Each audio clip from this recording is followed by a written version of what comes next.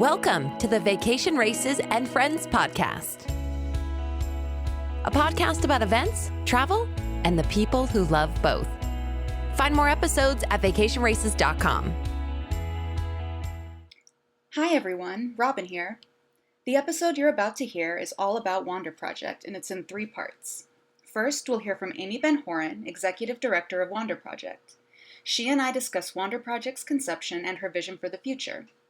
After that, you'll hear a few stories from runners who have raised money for their communities with Wander Project and the Stay Home virtual race during the pandemic. First, Stephen Pearl and Jay Heller talk about raising money for a local restaurant group and their competitive lifelong friendship. And finally, I talked to Jeff Tracy, an educator in New York State, about fundraising for food banks and teaching kids to love fitness. I had a great time having these conversations, and I hope you enjoyed them too. You can find additional information and links in the episode notes. All right, let's get to it. Hey everyone, this is Robin, and I'm here with Amy Ben Horan. Amy, thanks for being here. Thank you so much, Robin, for having me. I'm so excited to share with you more about Wander Project and all of the amazing things that we've been able to do recently and even since our inception. I'm excited too.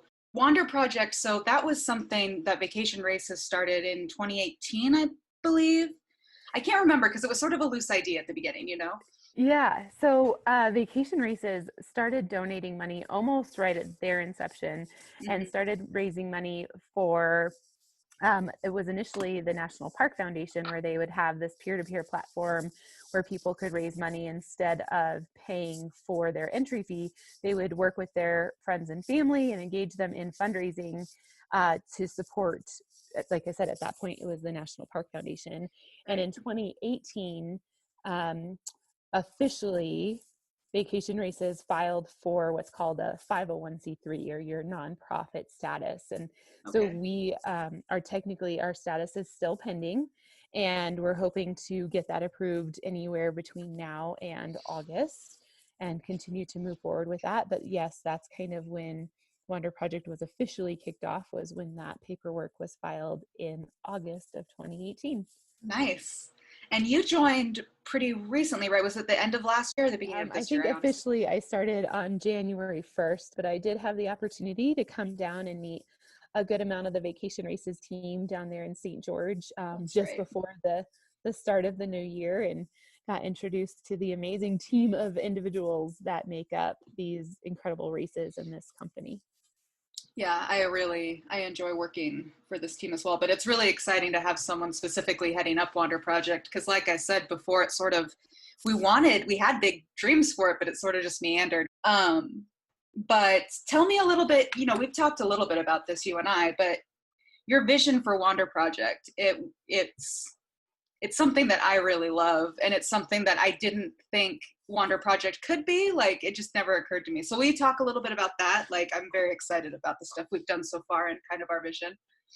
Yeah, it's been really, really fun. So like you said, there wasn't really a nonprofit established before this. And so having the opportunity to work with a new nonprofit or a startup nonprofit and the board that goes along with that, we've been able to have those dreaming sessions and say, so far we've raised, and I think at this point we've raised over $1 million for charities since Vacation Races started raising funds and through Wander Project.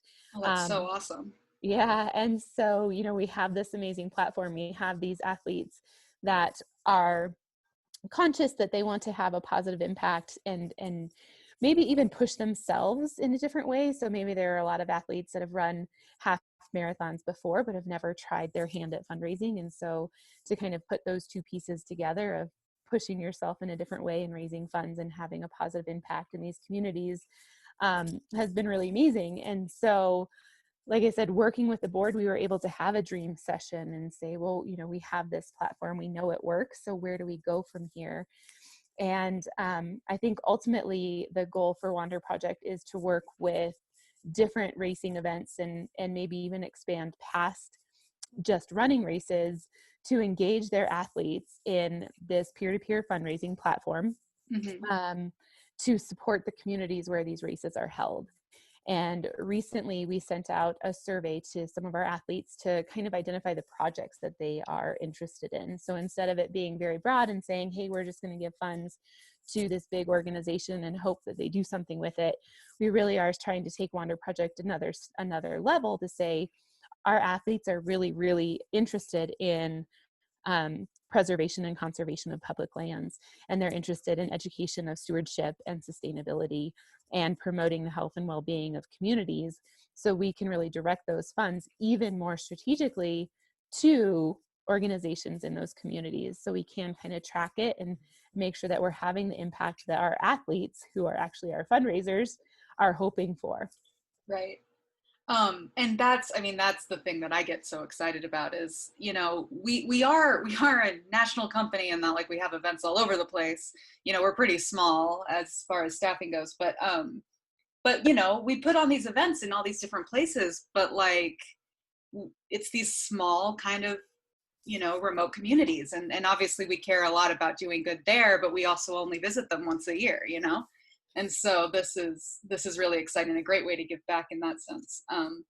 And obviously, athletes supporting causes that are important to them, like you said, that impacts so much more than just that. It could even, impact their performance. Yeah. And it's really amazing too, Robin, because you mentioned, we aren't everywhere in the United States, and the majority of the vacation races are around national parks, which is so amazing. Yeah. And those communities outside the national parks, and the partners of the parks groups are really the organizations that we're hoping to help fund, because they are smaller. They aren't these big national organizations. It's really that, hey, we're gonna try and get the funds that are raised for Antelope Canyon to the Navajo Nation, or Yosemite Conservancy to that specific area, to make sure that they can have an impact there. And the other really amazing part, which is happening right now, is that because our races are on hold, as everyone knows, we've been able to do these virtual races. And since our athletes are coming from around the nation, we're now able to support communities around the nation in causes, from providing additional funds to food banks, to supporting frontline workers, to, there was even someone who raised money for a horse rescue for those horses that might be in more need. And so I think the potential for Wander Project and being able to be this amazing force within the nonprofit world to show how much good people can do is kind of limitless. It's been really inspiring, especially now, as we've been scrambling as a company, and just personally, we all are scrambling, right?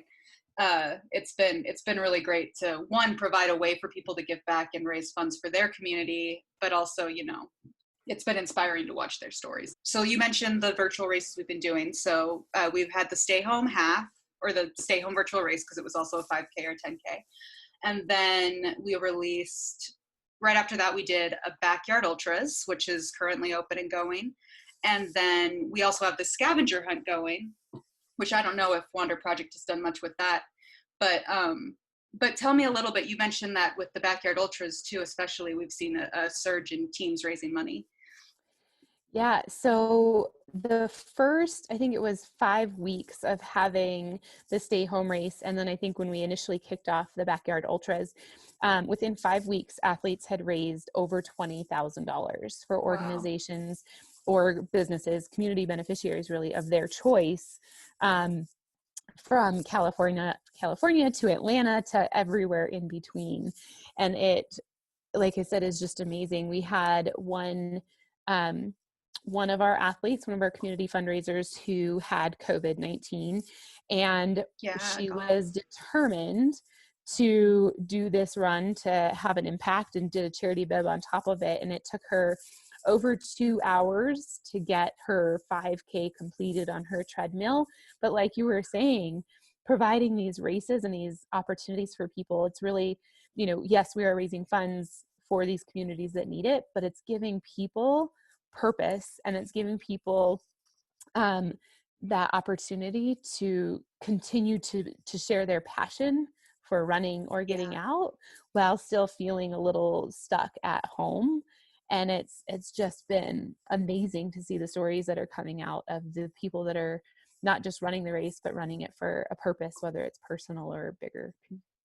I love that. I mean, one of the hardest things about the pandemic has been sort of, the way we've been told we can help is sort of by inaction, which for people like you and me it's a tough order to fill. And so being able to give people a way to give back remotely has been just hugely rewarding. Will you tell me a little bit, we haven't really talked about this, you and I, how did you get into nonprofit work and fundraising and stuff in the beginning? Because I know that's been something that's interested you for a while, right? Yeah, so I've been in the nonprofit sector for probably 15 years. Wow. And have worn, I feel like, every single hat within the nonprofit sector, primarily within youth education or youth development, was a program director from there. Realized at one point that nowhere in my community was providing the services that I thought were needed for youth at that time, which was making sure that all kids had what they needed socially and emotionally to have the tools to deal with everyday life.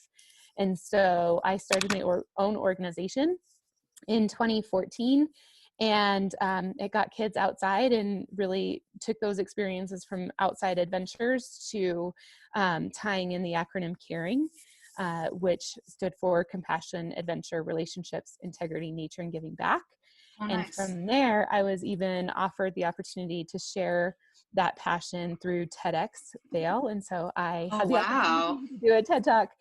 That's cool. I haven't watched that. I want to see that. I'll send it to Yeah.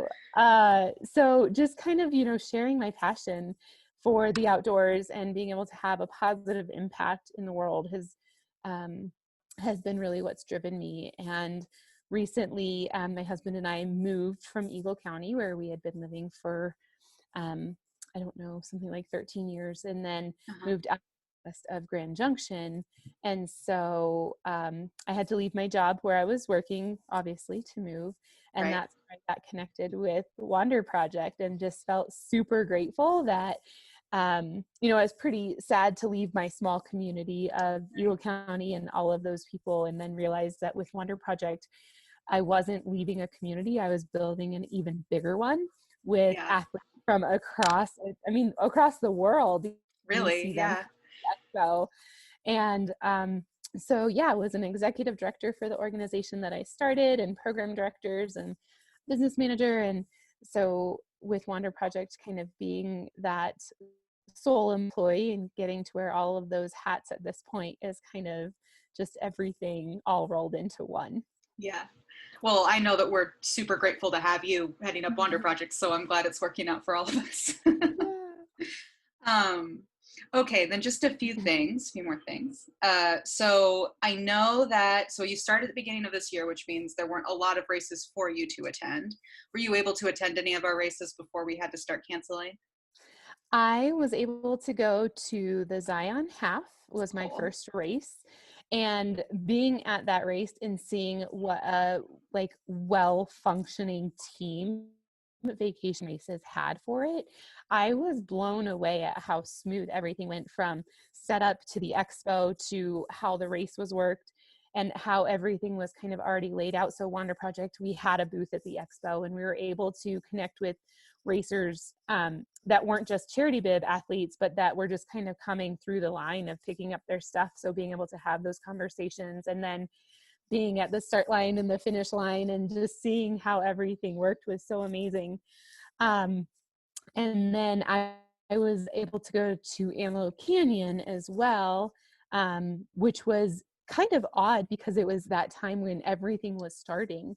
And so Friday of Expo was just kind of, everyone was on edge, hoping that the next day the race was still going to go on. And when Lyle came out on Friday night and was like, I've been waiting all day to make this announcement, and I just got the okay, we're going to do this. It was incredible. And the athletes for that run were just so amazing and so grateful. And I think, a lot of those people who train for ultras are not just putting in a month to be able to go run this race. They're really training for a long period of time to be able to run 100 miles. And that race was super special because the 100-mile female winner was also a charity bib. Oh, that's awesome. She raised the most money for Wander Project during that time, and all that will go to Navajo Yes. And she was kind of determined to win, and I think blew first place out of the water by a couple hours of between her and the second place woman. So That is so cool. I love that yeah. so much. Yeah. Yeah, those 100 miles too. I mean, that's like becomes a lifestyle to be able to run that distance. I love that. She still looked amazing too. Like her Yeah. makeup, I don't know if she stopped right before the finish line to fix her makeup, but she like looked beautiful coming through that 100 miles where I think I'd be like, sleep Same. deprived, crazy. Look like a zombie. Right. That's awesome. Okay, so obviously people can register for races and fundraise that way. Are there ways, if anyone's listening who wants to raise funds but maybe isn't so interested in a race at the moment, is there an option for them to raise through Wander Project? Yeah, there are a few options for all of that. So if you're looking just to donate to Wander Project, you can donate directly through our website, and those funds will go to make sure that we have this platform for a long time to support different organizations and different races for forever, ideally. They can also visit any of the fundraising pages for the virtual races or for an upcoming race, and they can be inspired by on those pages. You can click on the different athletes that are raising funds, and everyone has an individual story created. And so I go through and I read their stories, and I know that I am constantly inspired by these people that are not only running a lot of miles but also reaching out for whatever their purpose is or their individual reason. So you can donate directly to an athlete to help them reach their goal, or you can donate directly to Wander Project. Awesome. And you can find more info on all of that on wanderproject.org, right? Yep. Awesome. All right, Amy, thanks so much. Do you have anything else you want to plug or talk about? I just love the opportunity, or I guess I used to say that I had the best job in the world because I got to play with horses and kids and make an impact. And I feel even more so like that now because I get to empower, like I said, on an even bigger scale, these people to reach their not just fitness goals, but their fundraising goals, to have big impacts in these communities that mean so much to us. So I just want to thank everyone who's listening and all of our athletes that work so hard to achieve these goals, and all of the staff at Vacation Races that make this so seamless and amazing and fun for us to share our passions. So thank you, Robin, for everything that you do. Awesome. Thank you, Amy. You guys signed up, I'm guessing, according to Jay's shirt, because you're wearing the Stay Home shirt, yeah? I love it. and I got the medal. Nice. It's still, Steven, did you get yours yet? I got mine. It's the size of my face. It's huge. Yeah, it's huge. I've never seen a medal so big. Yeah, no, I love it. I was jazzed to get mine too. So when did you sign up for that? Honestly, just about the second we realized we probably weren't going to be racing in Yellowstone. Yeah. We saw an Instagram post that another one of our friends who was supposed to run Yellowstone with us, his wife sent us like, hey, this would be a cool option. And we knew right away it was something that could be fun to do. Yeah. No, I'm glad that was sort of the idea behind it, as we were trying to figure out how do we do racing but also stay at home. And you guys raised money with Wander Project, I know, and that was for Steven's Brothers Restaurant Group. Awesome. Will you tell me about that? Moxie, I believe, is the name.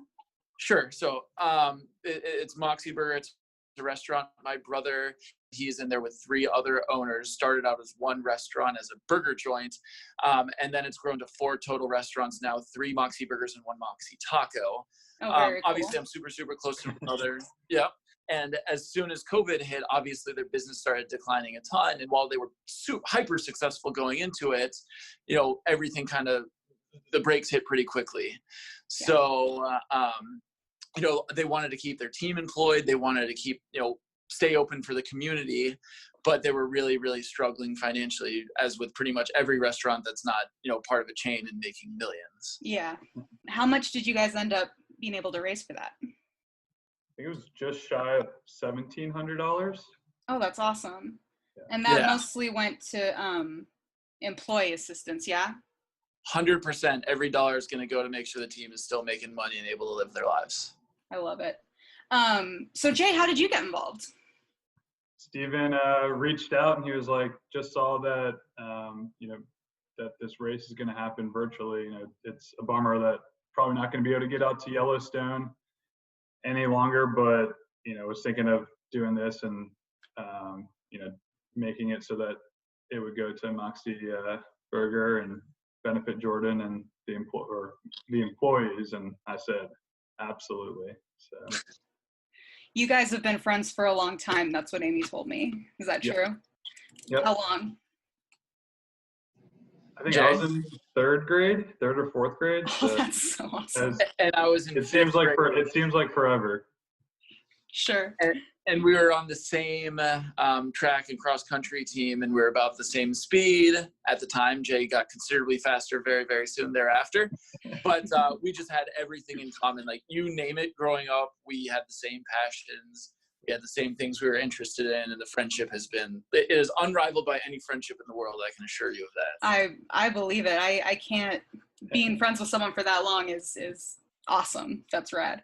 Everyone always thinks we're brothers by the way we look so similar, and Sure. the answer is always technically not, but it certainly feels like it. Yes. I love that. It wasn't just the two of you running though? Did you guys have a team going? Or was it just the two of you? It was supposed to be more. We had some people who committed, but were a little flaky as it relates to the money thing. It was just the two of us, but we used some of the money raising for some free bibs for some of our friends to be able to run and compete. But all the heavy lifting was done by the two beautiful faces you're looking at right now. So Steven did the half marathon, and I did the 10K.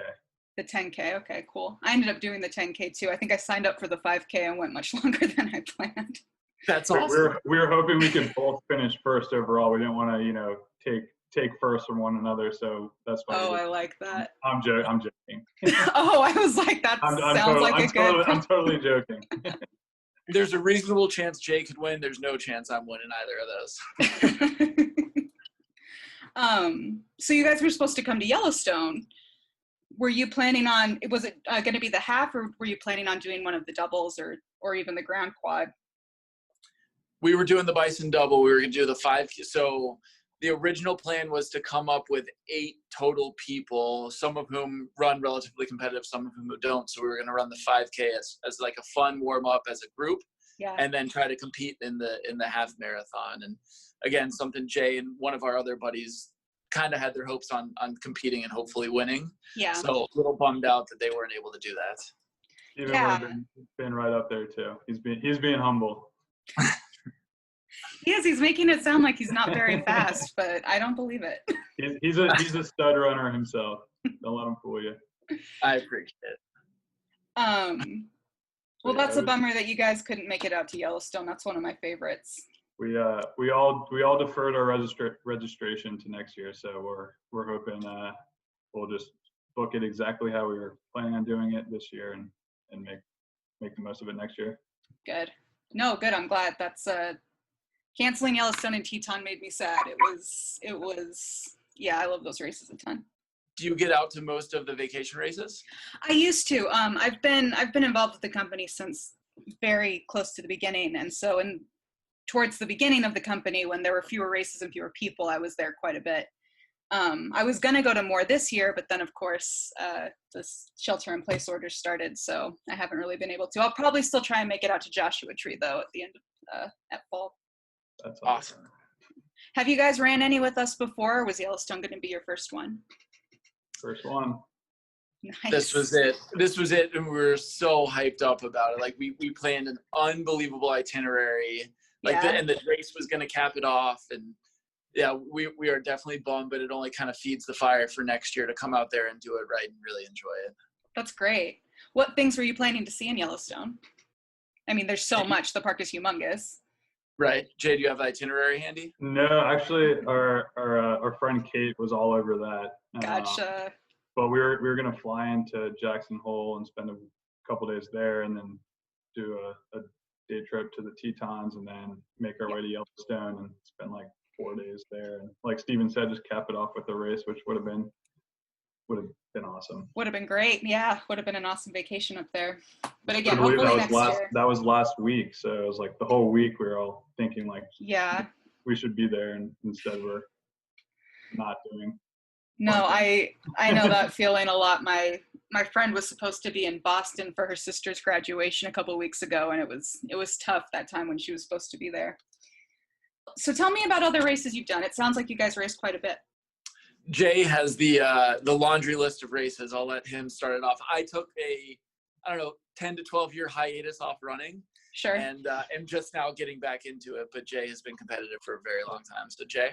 I mean, we both ran youth track, and then that into running in high school. We were part of some awesome teams, and then I went and ran my freshman year at the University of Texas, which was awesome. But then after that freshman year, I took a hiatus just like Steven, and didn't get back into it until after graduating. And over the last couple of years, we've been getting back into it, running races with our friends. I actually did the Chicago Marathon last October, so it was my cool. first marathon, which was awesome. And that's kind of what my goal is to qualify for Boston. So that'd be so cool. Gonna try and find a good race that I can do that in. But I mean, I think for Steve and I, we just we've run so many races, but now we're trying to get into more like distance races with half marathons, and ultimately we'll get Steven in the marathon mindset too. But nice. I think it's all about like finding races like vacation races where you can just have it, bundle it with having a good time and going out there with friends. So yeah. And that's, truth be told, that's what snagged me and made me want to get a little competitive again, because I was running to stay in shape. And then, when this came about, I'm such a head case. I can't run and compete and not do well. So it has sparked me. I hired a coach. I've been training like you wouldn't believe. Like I was starting to get really fit again, like I was competitive in high school, because I was so inspired by the race and wanting to get out there. So many more to come, but I think it's a really cool thing to form a whole vacation around something that's, part of your fitness and everyday lifestyle too. Yeah. I love that. When I am at the races, the energy that you get from the runners is just like none other, because it's this fun thing that they're doing. They're celebrating, but they also just finished this really hard task, and it's awesome. So you haven't done a marathon yet then, Steven? I have not. I have run I honestly haven't even really competed in a half marathon ever. In high school, we were doing much shorter distances, 5Ks, 10Ks, and then track miles and 2 miles, and plenty of practice and long runs, beyond that distance, but nothing in the competitive setting. So I was excited to test myself and see what I'd be able to do. Yeah, no, I love that. I feel like a lot of people, I did too when I was into running. I'm not so into it now, but when you realize that like you can be competitive, or like you hit a certain time and you're like, oh shoot, like I can do this, like that's such a good feeling. Right. It sounds like you maybe experienced some of that and getting back into the training. I have, and I need a race. I need to go unleash and see what I'm capable of. Yeah, exactly. Soon, I'm sure. I hope. Are you guys signed up for anything? I know that some races have sort of been trying to get back into the swing of things. Are you guys signed up for anything this year?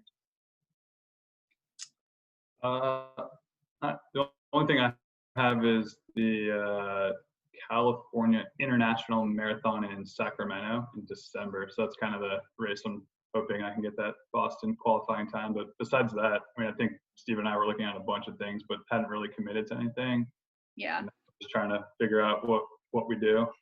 Yeah, and it's hard to plan anything right now with the pandemic, just because it's like travel's so weird and schedules are weird, and you just don't know what the next month is going to bring, Confusing. Yeah, exactly right. If I found a local race, I would love to get into it, but for now, I've got nothing on the calendar. Yeah, you ran, so the marathon's the longest you've ran, or have you run a longer distance than that?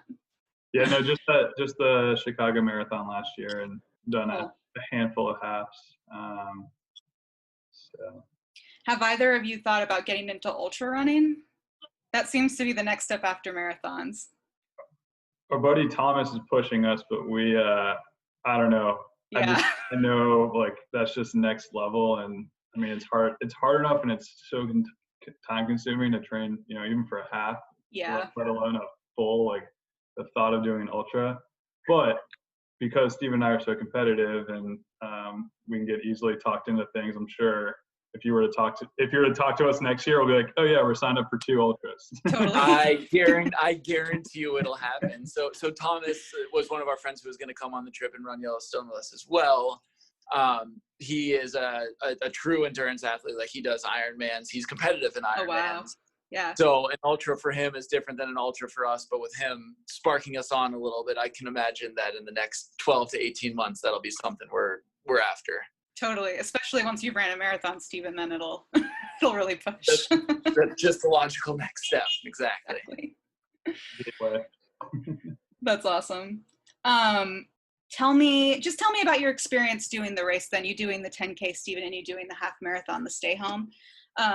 What route did you end up doing? Was it just around your neighborhood? What was that like?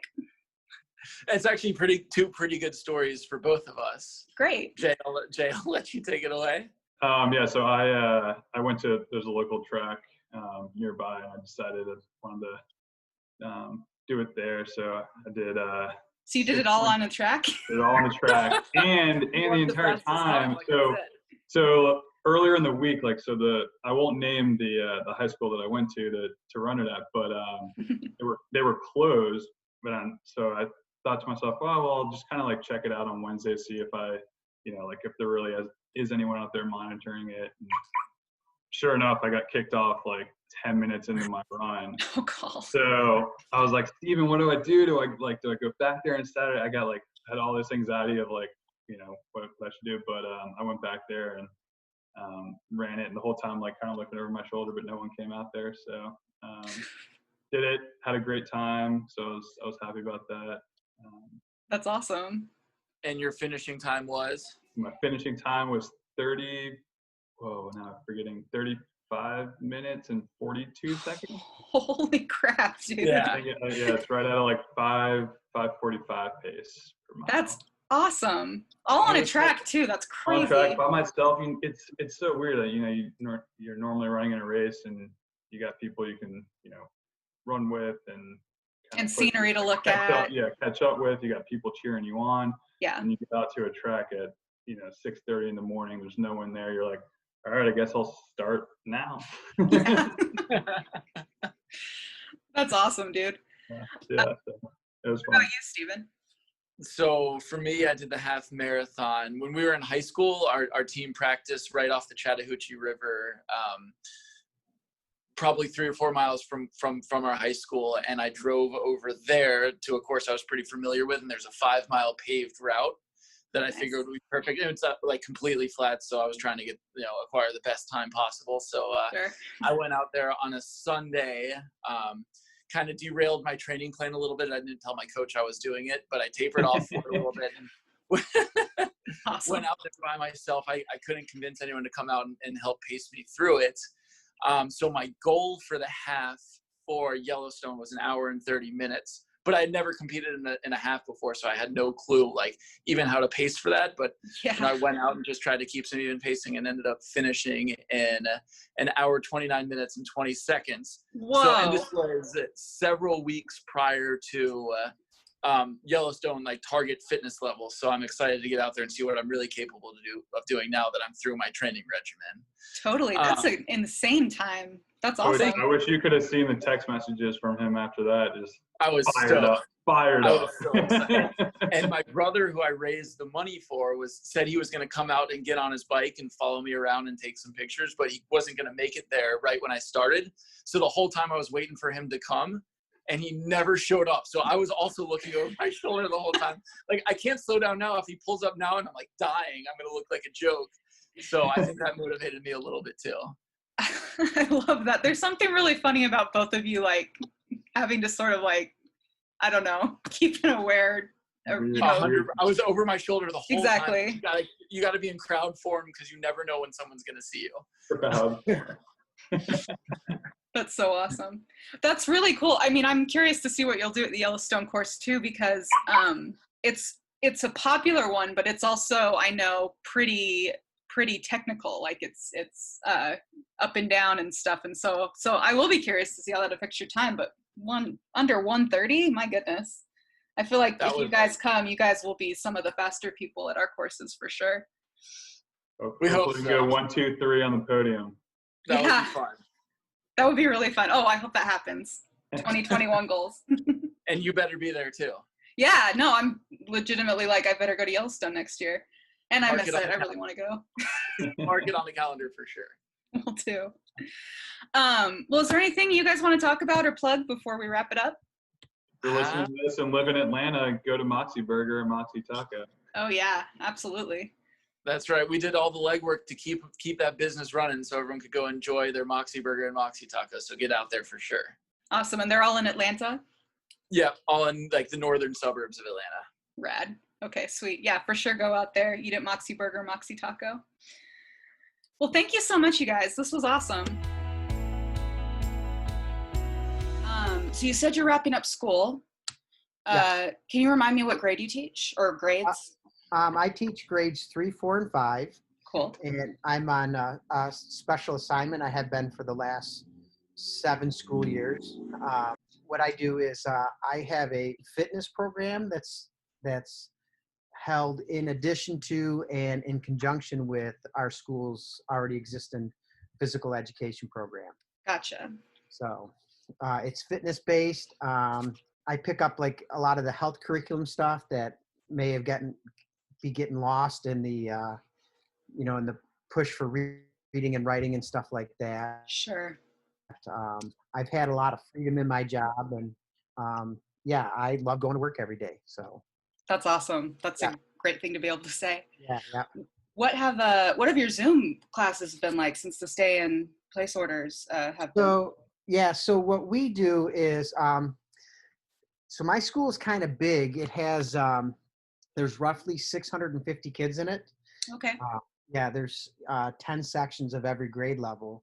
So what the PE teachers and myself have done is we have a Twitter, we have a website, we have Instagram. So we post out ideas for fitness activities, workouts that way. For us to do Zoom meetings, it'd be very challenging. Sure. So we push out stuff that way. And then what we've done during this time is we kind of do like a mental health check with the kids. And we just remind them, to stay active and, eat right and things like that. And so hopefully they're hearing it from somebody different than their parents or their classroom teachers. Right. And so, some of the classes too, we've also jumped in and we've done like quick 5-10 minute workouts with the kids too. So, cool. Yeah. And the kids were into it. So, yeah.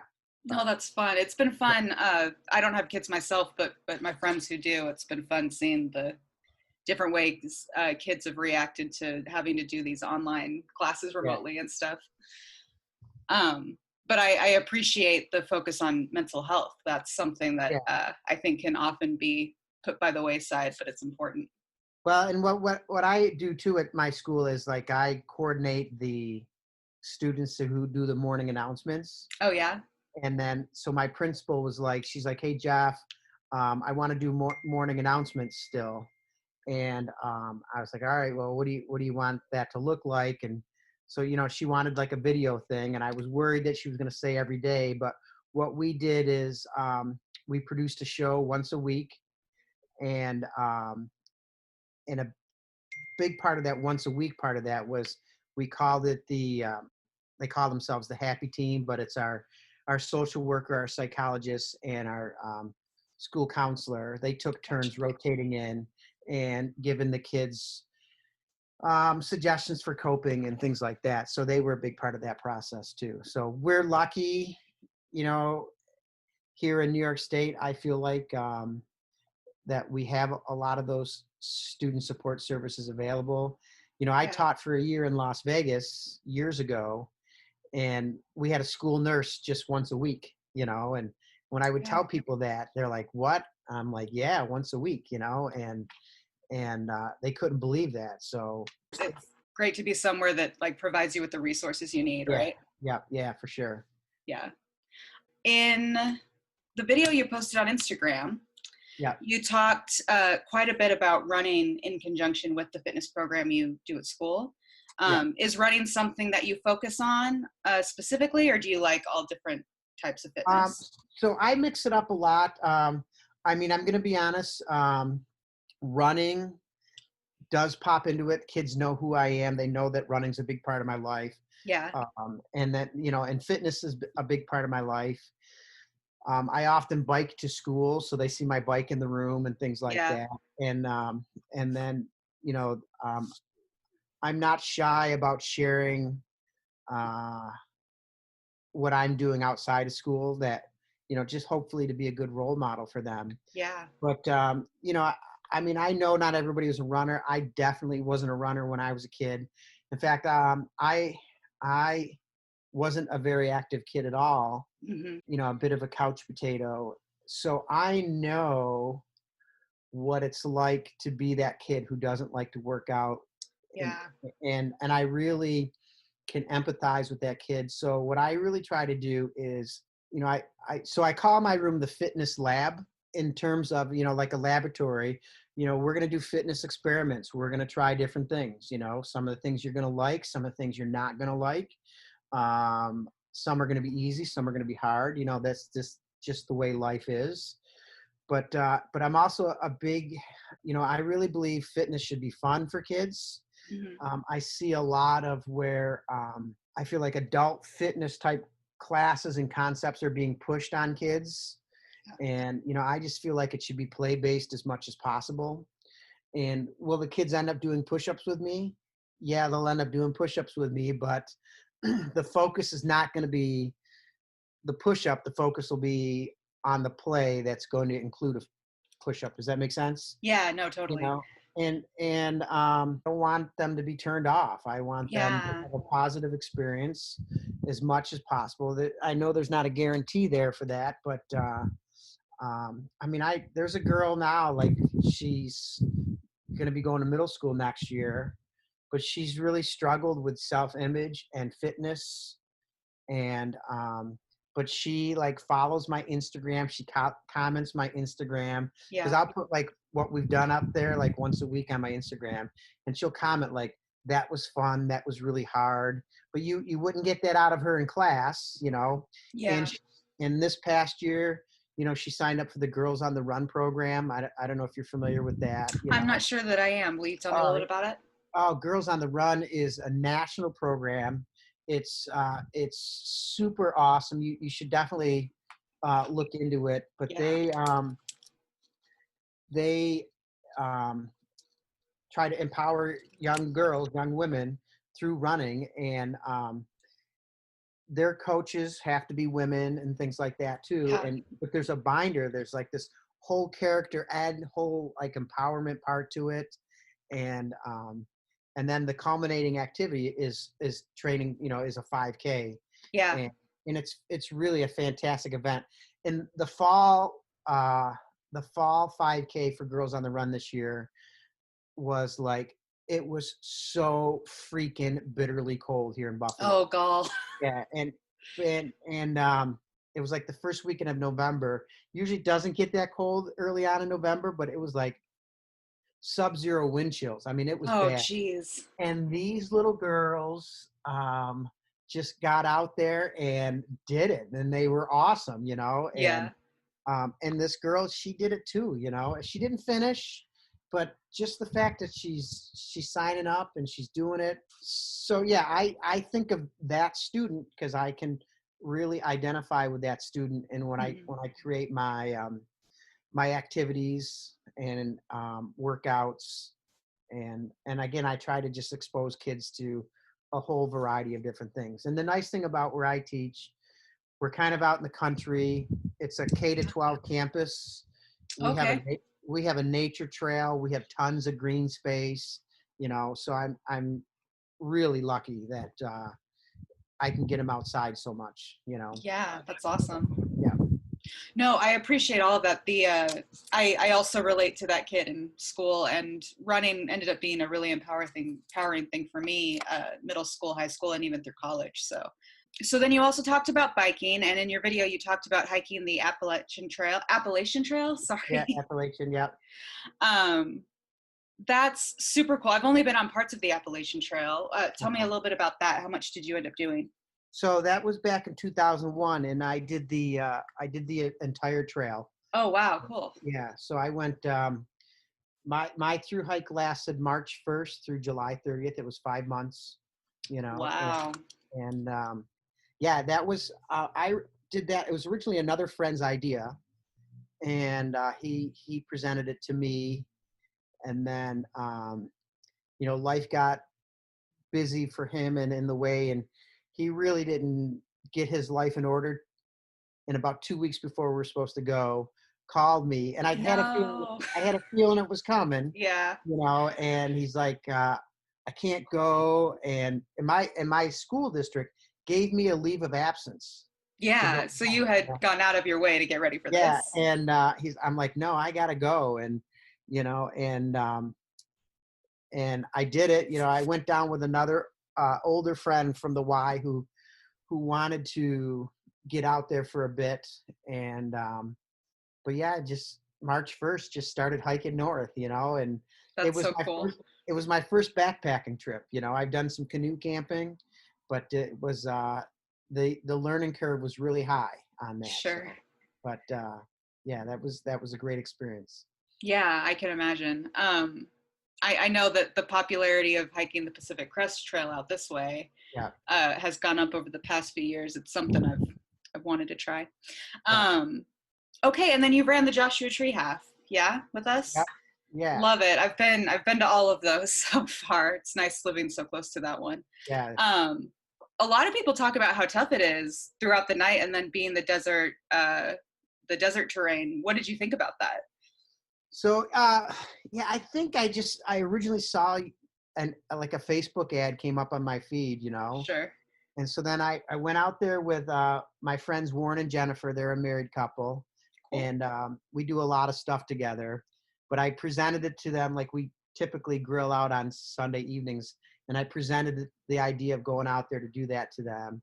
And they do like running vacations and running cruises, you know, Yeah. and so I knew that they would be up to it. And so then we had to figure out our logistics where we're going to fly into this and that. But I had to be careful on my time off because had to save days to that following January I was going to go out to Disney and do the Dopey Challenge Oh again. yeah, yeah. So which I've done a bunch of times. But so we flew out on a Friday to Vegas, rented a car, and then drove to Joshua Tree, and then kicked around Saturday, and then ran the race, and then Sunday got up, drove back to Vegas, flew home. I was home Sunday night, back in school on Monday. Oh dang. And they like things to take things a little slower, a little easier. They would have preferred another day, but they know like when they do stuff with me, like sometimes it challenges their comfort zone a little bit, Yeah. and they know like I'm like, you're gonna get a good story out of this. So, but running at night was great. The terrain was tough. I wish I Yeah. didn't bring trail shoes. I'm not sure how much of a difference that would have made, but the three of us stayed together, and they're like, you know, and they were struggling a little bit with some GI issues and things like that, but they were like, go ahead, and I'm like, no, we came out here together, we were doing this together, we're staying together. I love And that. but it was cool. It was you know, seeing all those headlamps, you know, Yeah. like a river of headlamps. Maybe I should have brought a buff with me.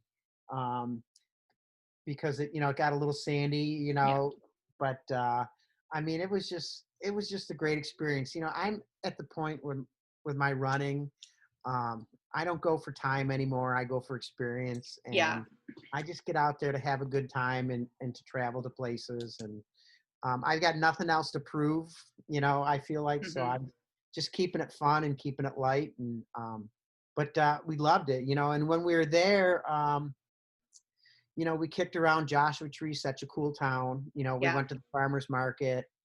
And then there were these people that were selling skateboards on the corner. Okay. And so I was talking to them for a while. And so then I started following them on Instagram. And I just bought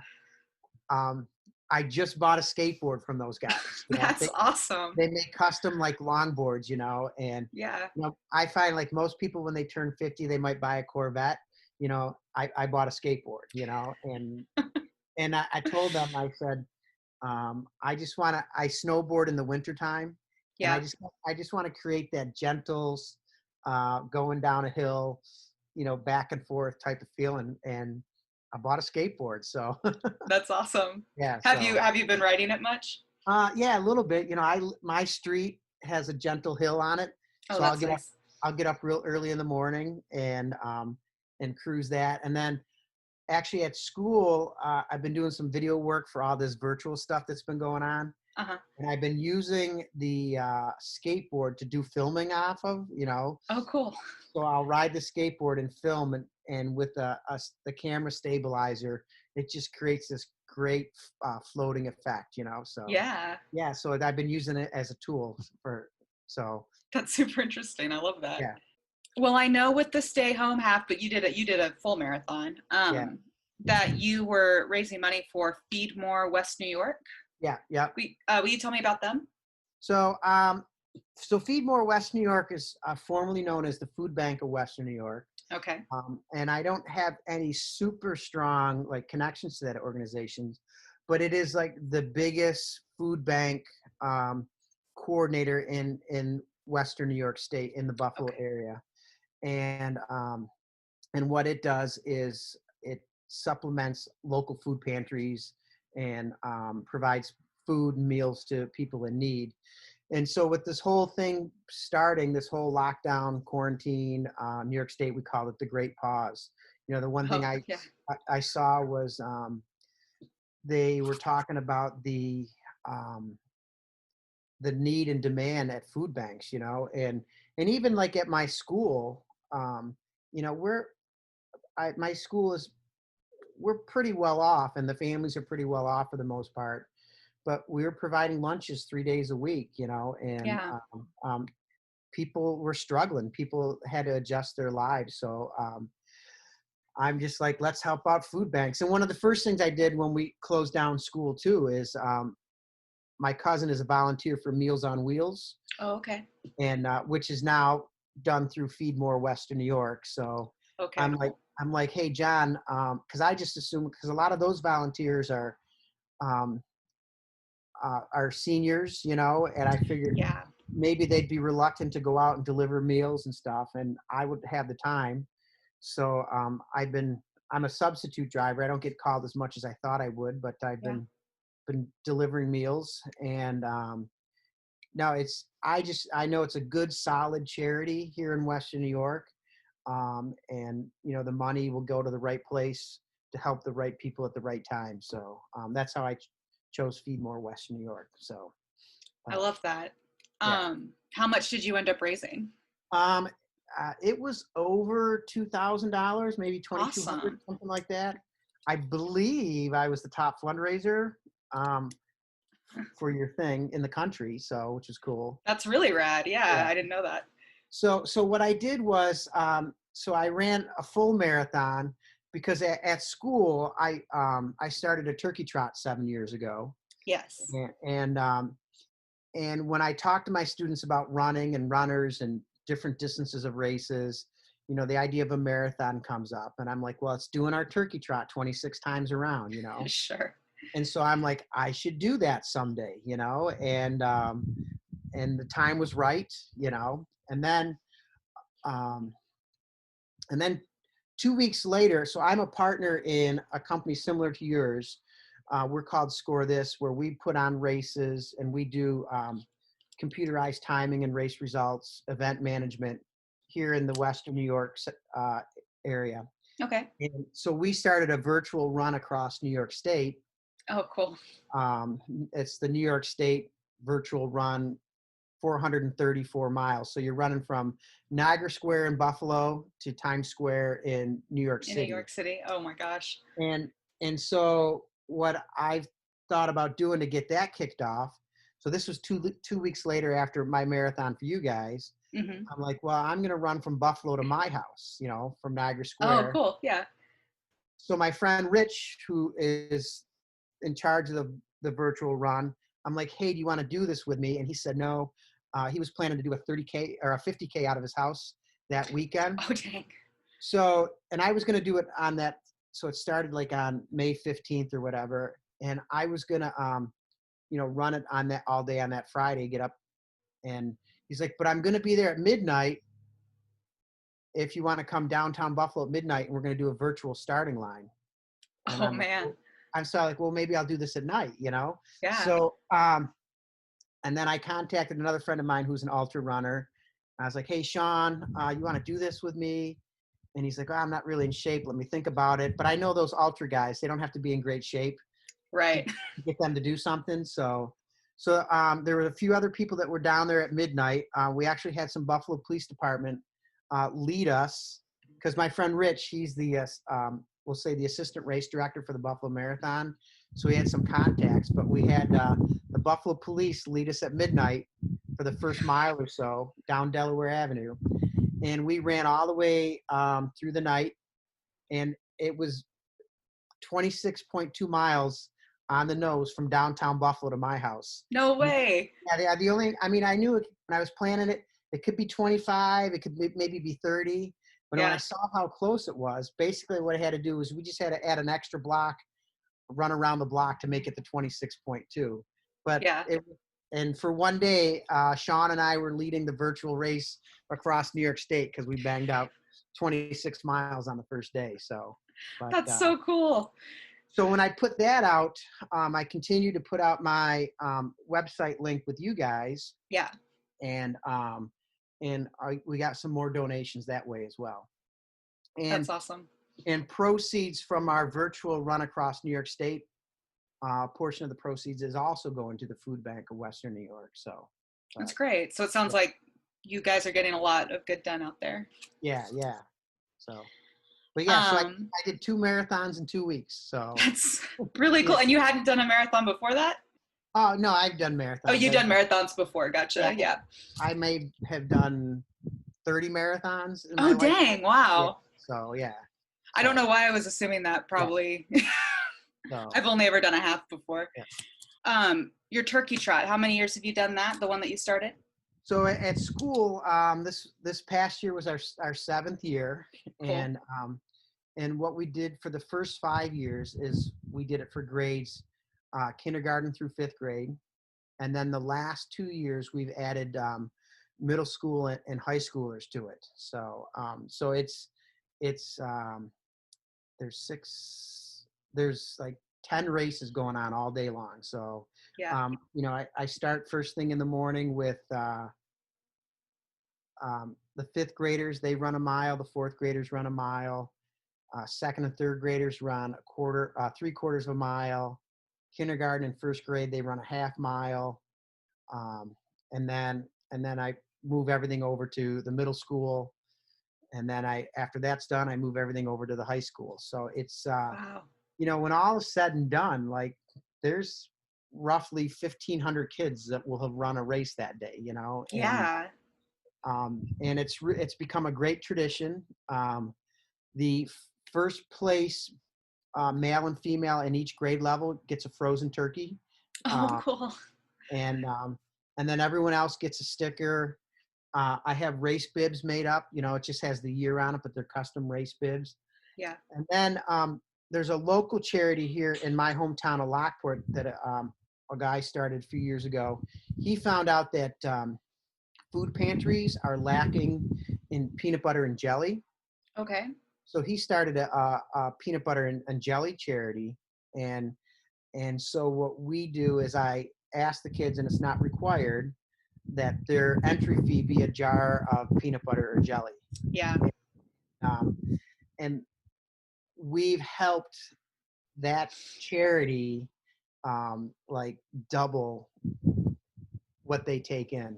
Yeah, wow. The kids all bring it to my room, and I just get boxes and boxes and boxes full of this stuff. And then what this charity does, they will distribute it to local food pantries throughout Western New York as well. So, but yeah, they discovered that, most people donate canned goods, but they don't need to donate peanut butter or jelly, which is real basic need for many families. But so there's a charitable aspect to that as well.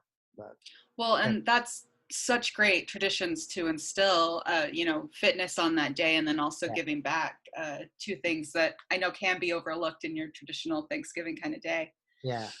And the teachers have really embraced it. The families have embraced it.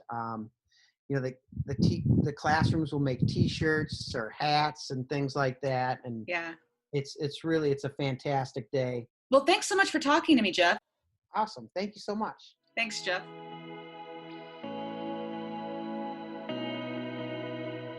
You've been listening to the Vacation Races and Friends podcast. We'd love your feedback. Email podcast@vacationraces.com with comments, concerns, or stories you'd love to share. Make sure to watch for more episodes coming soon to vacationraces.com.